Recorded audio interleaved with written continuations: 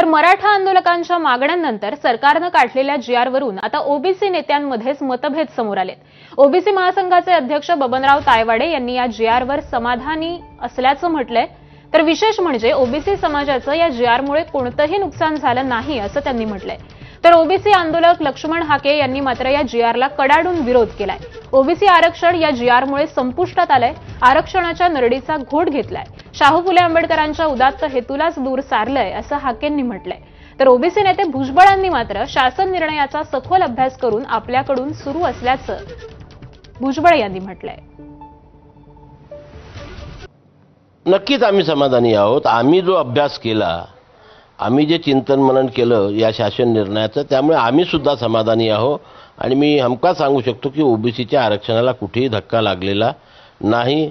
सरसकट कुणब्यांची प्रमाणपत्र सुद्धा निर्गमित करण्याचा हा शासन निर्णय नाही.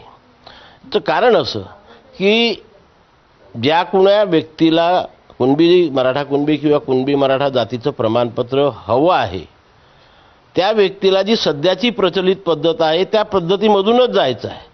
हैदराबाद गॅजेटियरमध्ये वैयक्तिक नोंदी नाहीत. Point number 1. यावर्षी एवढे कुणबी होते, एवढे मराठा होते, एवढे हाच आकडा दिलेला आहे. त्या आकड्याच्या आधारे काही प्रूव्ह होऊ शकत नाही. हे बघा, असा जीआर काढण्याचा मुळात अधिकार कुठल्या समितीला अथवा मुख्यमंत्री महोदयांना अथवा शासनाला असत नाही. कारण असं एक्सक्लुजन, इन्क्लुजन किंवा आरक्षणासंदर्भातलं जे काही धोरण ठरवण्याचा अधिकार आहे, संविधानिक अधिकार आहे, तो स्टेट बॅकवर्ड कमिशन अथवा सेंट्रल बॅकवर्ड कमिशनला आहे. गावातील, नात्यातील, कुळातील म्हणजे सगळे सोयरे सर सकट असा या 3 शब्दाचा अर्थ होतो. त्यामुळं मला वाटतंय ओबीसी आरक्षण हे या शासनानं संपवलेलं आहे आज रोजी.